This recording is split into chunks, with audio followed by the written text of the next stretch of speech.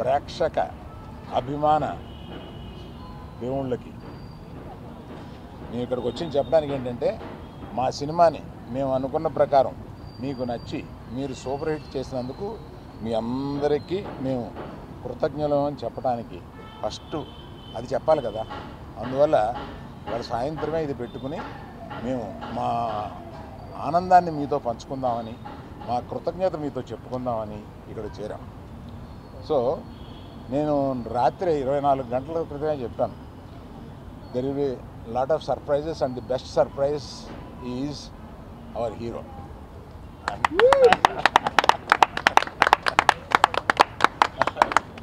అంటే మామూలుగా దొళ్ళగొట్టాడు సినిమాలో. అందుకని ఇప్పుడు మాకు ఇంకో హీరో ఉన్నాడు, అతను దేవిప్రసాద్.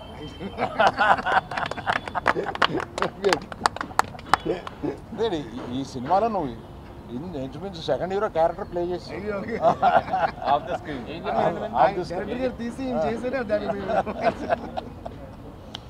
సో నన్ను వీళ్ళని వాసుని అందరినీ ఆడించేవాడు ఇలా ఒకడు ఉంటాడు. ఇతను మా తండ్రి, ఈ అందరికి మాకు తండ్రి ఇతను. అందుకని మమ్మల్ని అందరినీ ఆడించి ఈ లెవెల్కి తీసుకొచ్చాడు. Thank you very much.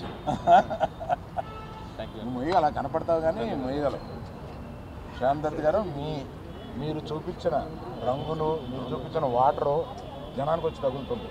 అలాగే అది చేశారు. Thank you sir art director గారు, మీరు చేశారు.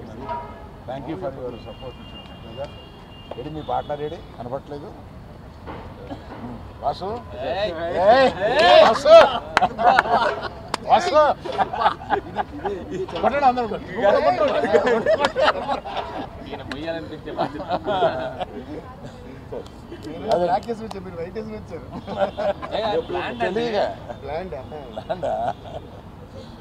సో ఇక్కడి నుంచి ఈ రోజు నుంచి ఇక పండగ ప్రారంభం అవుద్ది.